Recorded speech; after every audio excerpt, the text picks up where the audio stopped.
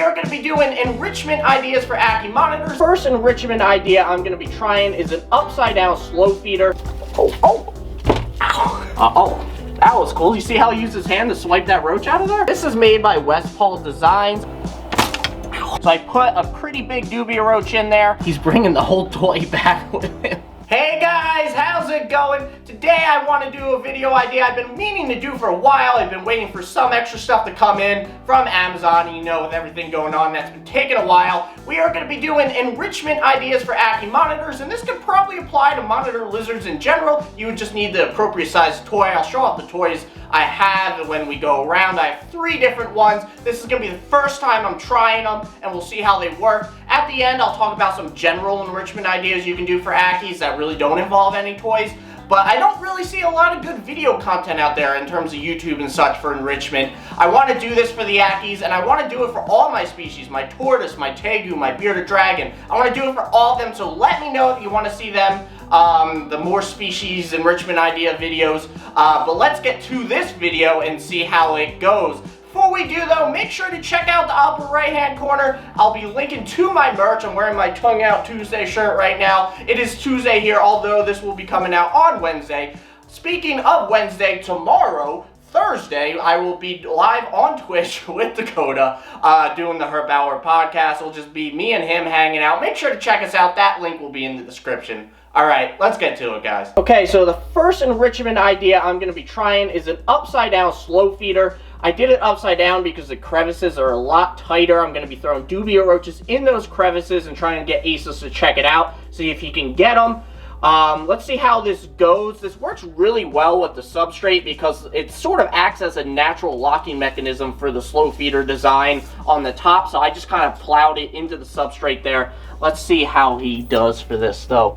Let me see if I could get him to see that I have a dubia roach. Look. Oh. Ow. I just hit my head, guys. Let's see if he checks it out. I think he's getting close to 1. Oh, this is really good. This is exactly what I want to happen, guys. Look at him. This is really cool. See how he has to use his sort of, I guess, brain. I don't know why I said that like it was this complex thing. Oh, that was cool. You see how he used his hand to swipe that roach out of there? That was really cool, guys. This is actually going a lot better than I thought it would. I thought he had no clue what the heck he's looking at here. But this is going pretty well. Alright, so 1 dubia roach down. Let's see if he can locate the other. He's really smelling around with his tongue, looking for it. I really like this. This is really good. He's using his senses. He's getting close to that other dubia roach. Let's see if he gets it. I love when they use their hands. They are so much smarter than people give them credit for. I mean, we all know monitor lizards are pretty smart. Look at him. He dug it right out. Look at him go for it. This is really cool, guys. I really like this idea. This could not have gone better. Let's see if he can get it out one more time, though. He knocked it out, but it went right back in. I think he's looking for it again. Oh, no. Right there. You got it. You know where it's at. Did you get it? There he goes. Good stuff, Asus. Okay, so this is made by Westpaw Designs. I think it's called Puzzle or something like that. In the middle, it has some, I guess, slow feeding type mechanism in it. But it's supposed to work for dogs in terms of treats and everything like that. You can see I have a couple dubia roaches in there. I don't know if this is going to work as well. It might be a little bit too easy. I got a bigger one of these also that I'm going to try for the tegu, and I feel like it'll work really well for the tegu. But this might be a little bit too easy. So let's see how Dell likes it. Let's put it in the enclosure. Ow. That's the second time I've hurt myself, guys. Okay, she's checking it out. I think she saw one moving in there. Let's see if she figures out sort of the concept behind it. I think if she looks in the opening there, she'll really see what's going on. I think she definitely smells them because she's giving it a good smell. So she just gets her. There we go. Let's see if she picks one out. There she goes. Let's see how easy it is for her. She didn't get one. I feel like it was going to be a lot easier, but I think she's still figuring it out. She definitely knows they're in there. I definitely like how it's not like stuck, so she has to move it around. She can't just pin it against the substrate. Did she get one? This is actually going pretty well as well. There we go. A little bit easier definitely than the slow feeder design I just showed you guys. But but I think it works pretty well, especially since it's not dug into the substrate. She has to move it around. She can't pin it, like I said, to get one out. So she really has to fight against it to get them out. Let's see if she gets the other one. She's definitely picking it up, like I said, for the other one previously. There she goes. Oh, she got that one pretty easy. So definitely a lot easier than the slow feeder, but definitely something that's interesting, and I liked what I saw. Okay, so for the last toy that we're going to be trying out, we're going to be trying one of these small little balls here. I don't know what it's made. I think it's JW is the brand. I don't know exactly what they call it, but I'm sure you could Google it. So I put a pretty big dubia roach in there. And I'm going to see if LG will figure out prying out that dubia roach. So let's see what happens. I'm just going to place it in there and see what goes on. Okay, he's looking at it. I think he sees it. Let's see if he can get it out there. It's going to be... He's going to have to figure out keeping it still so he can pry it out. I think he's a little weirded out by the concept right now. He's kind of taken aback. Let's see if he can get it out of there, though. He definitely sees it. I think he's just trying to process how to get that dubia roach out of there. I also don't think he expected it to move like it did. So, I don't know. He's a little finicky sometimes. He's definitely thinking about it, though. You can see him processing the idea and trying to figure out how to get that dubia roach out of there. So, let's see his problem-solving skills. Let's see if he can figure out how to get in there and get that roach. I think he knows a roach is in there, but I don't know if he knows exactly where, because he's kind of looking around. I think he's just trying to pinpoint where the roach actually is in there. So this one definitely is confusing him a little bit. You can see he's now using his mouth to kind of shake it around. That's pretty cool. He's bringing the whole toy back with him. I don't know what he's going to do with it, but he's shaking the toy around. That's kind of funny.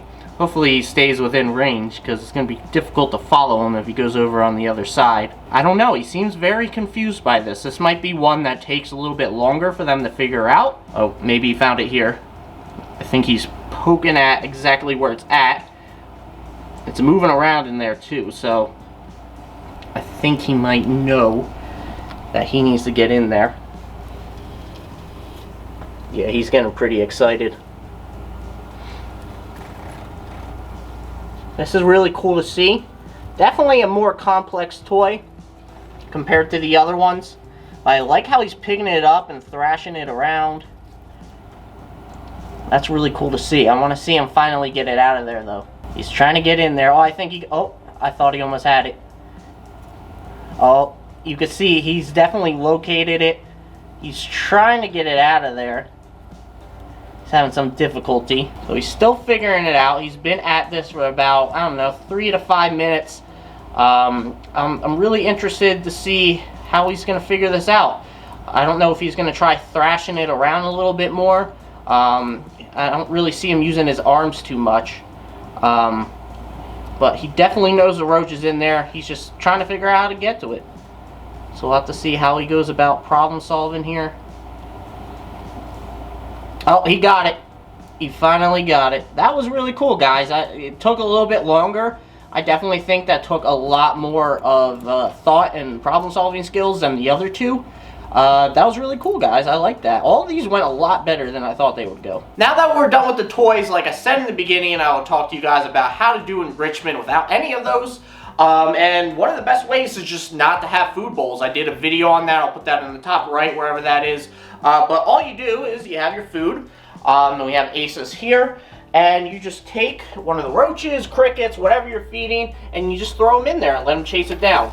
There you go. So you can see Asus is going after his meal in the back there. A way you could do this more advanced is you could throw them in crevices as well. If you have a well-designed enclosure, you can go ahead and you could throw them sort of, I guess, like back into here, for instance, and he'd have to go digging. You can see he's already been digging under there as I've thrown food under there, and sometimes he likes to sleep under there. So that is a really good way you can do enrichment for Ackie monitors, and probably a lot of different monitors without having any of these toys. Now, these toys don't cost a lot. You can definitely get one of these pretty cheap and do it, but I'm sure all of you are probably already doing something like this that I'm showing right now.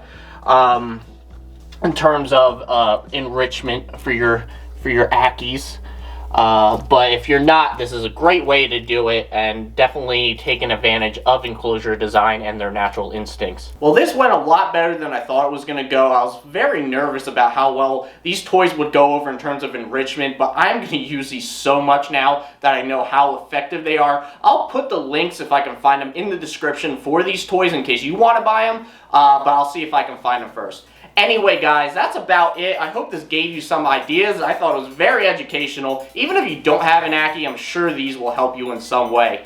Alright, guys, make sure to check out the merch. Check out Twitch, what is it, the Herp Hour. Make sure to check that. That's in the description. Like, comment, subscribe. See you guys.